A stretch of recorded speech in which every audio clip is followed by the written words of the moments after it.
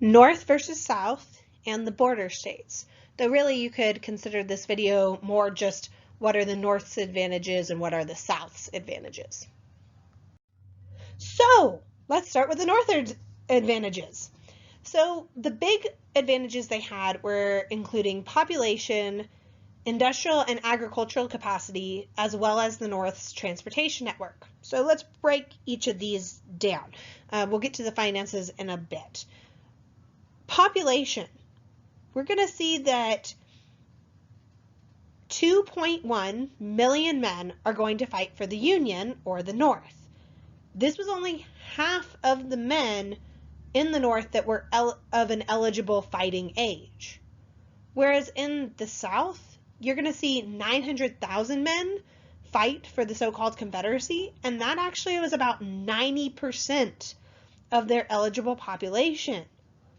On top of that, we have to keep in mind numbers like African Americans. Nearly 200,000 African Americans, most of them being ex-slaves from the South, are going to take up arms for the Union.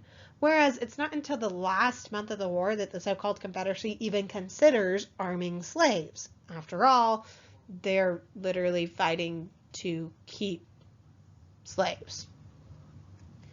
Now, this is a huge numerical disadvantage for the so-called Confederacy, but to compensate for it, they would basically require longer tours of duty than the North, which means that the forces in the so-called Confederacy's army tended to be more experienced than those of the Union.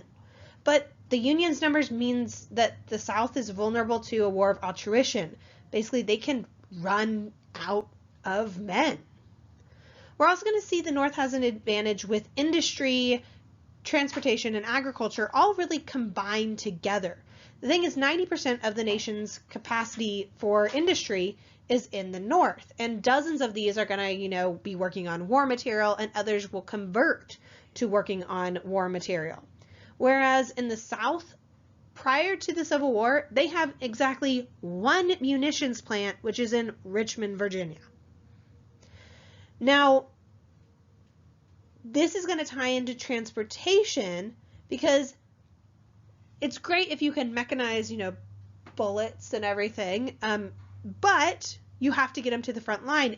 And with the North's increasingly larger transportation methods, whether it's, canals or railroads, it's going to be easier to transport these items to the front. And this also ties into agriculture. The North generally was more mechanized than the South, so when Northern men to go off to fight in the war, they can have machines replace them and continue to produce produce. And then they can get it to the front lines because of transportation. We even see, like, when it comes to resources, in the North, no soldier in any previous American army had been as outfitted as well as you get with the blue uniformed Union trooper.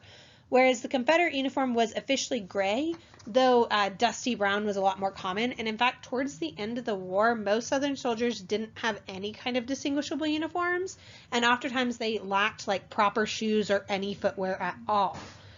That being said, we can say the South never lost a battle because of insignificant supplies or inadequate weaponry. Now, had the war gone on for like 2-3 more years, would they have lost a battle because of that? Maybe. We can't know because that's always, what if. But they had to always be concerned with getting new weaponry and everything like that to their front lines. We're going to see that the South is going to open new foundries and have new manufacturing enterprises to help keep their army equipped. In fact, one of the biggest problems they faced was more unstable finances.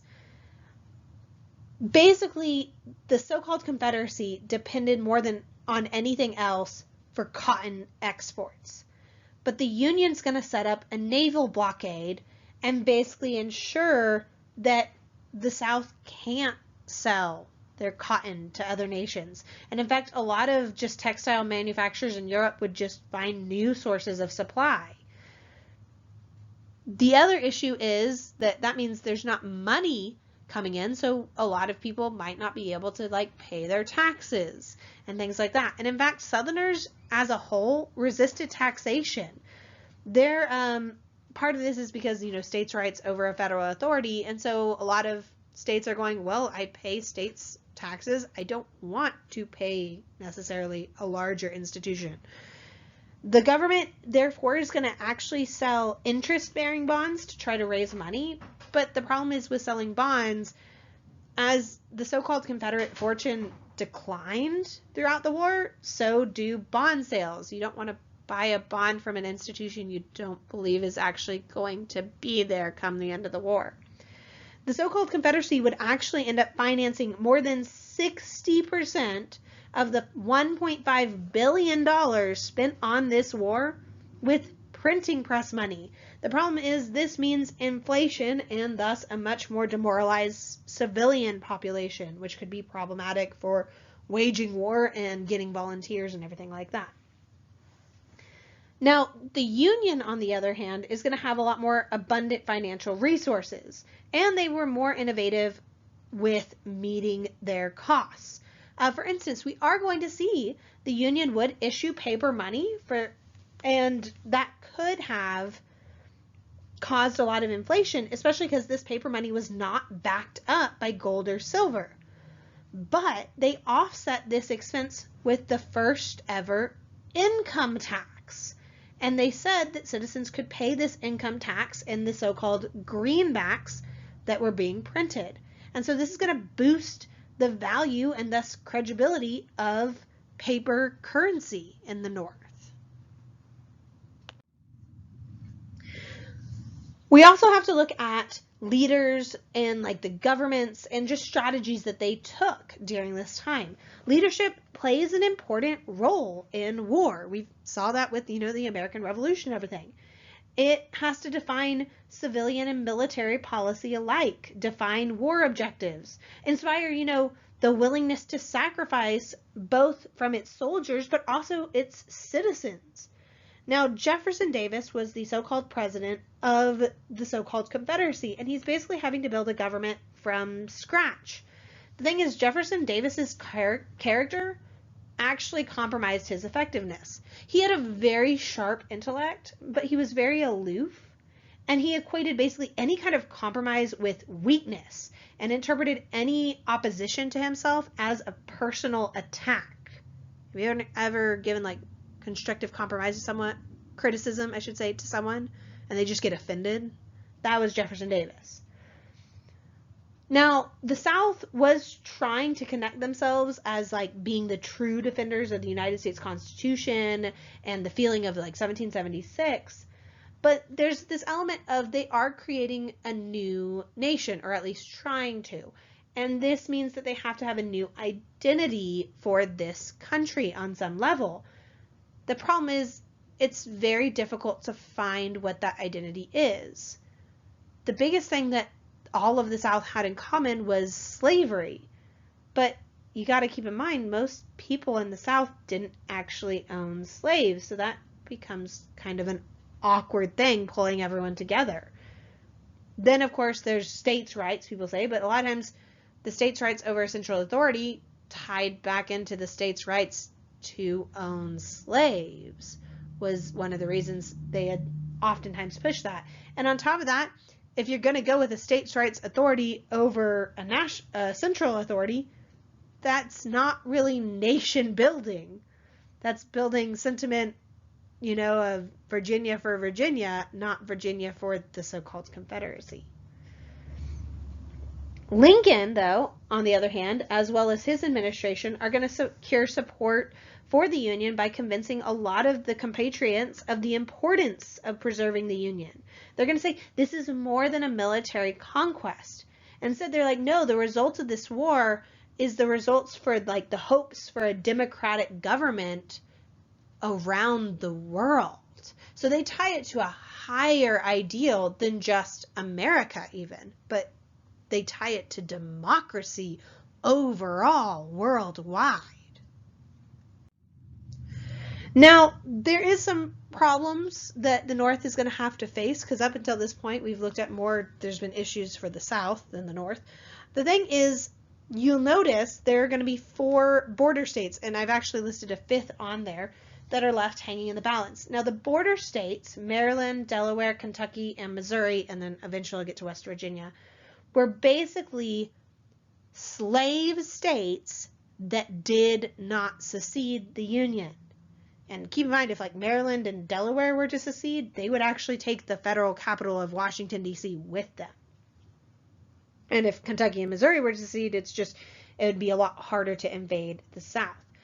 But with having slave states still in the Union, Lincoln has to be careful with his political measures. He has to adopt a soft strategy because he wants to secure these border states, these slave states, by really stressing that restoration of the Union was the sole objective of the federal military, and that he has to promise that his government will not interfere with slavery. We're going to see some issues with that later, but reports from these states are going to be anywhere from troubling with like polite indifference to overt hostility towards the federal government. So giving you a breakdown of all the states. Delaware, staunchly pro-union, no real issues there. Maryland would basically monitor their officials and basically arrest any official that opposed the Union. But the thing is, when they'd arrest these officials, that actually would mean that new officials would have to be put in their place. And of course, all these new officials would be staunchly pro-union. Now, Missourians are going to actually settle this indecision by combat. And basically, when you get the Union victory in March of 1862 at the Battle of Pea Ridge in Arkansas, this is going to guarantee that Missouri is going to stay within the Union. But you do see pro-Confederate people in Missouri waging unsuccessful guerrilla warfare there for the next 2 years.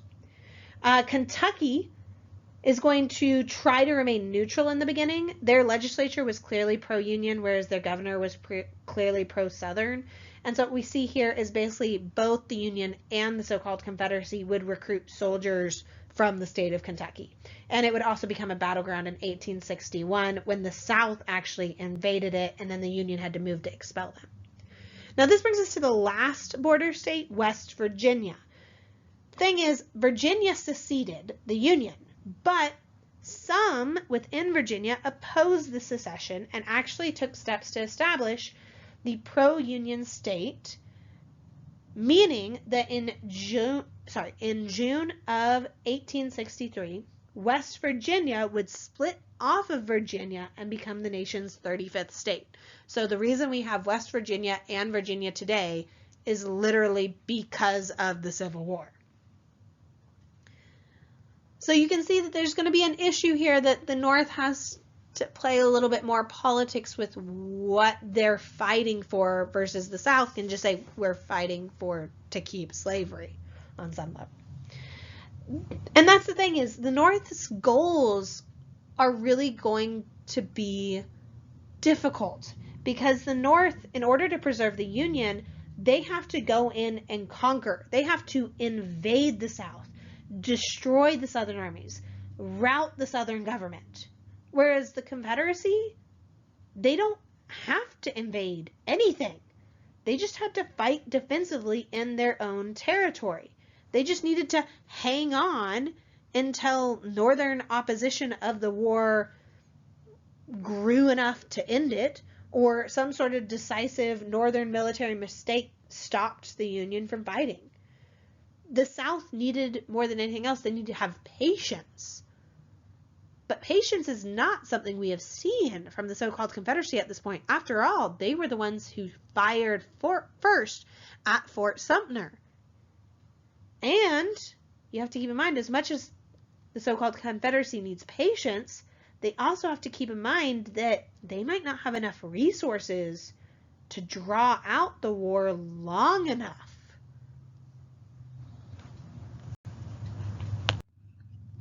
So I ask you this, looking at all of the advantages on both sides, what do you think is the North's greatest advantage?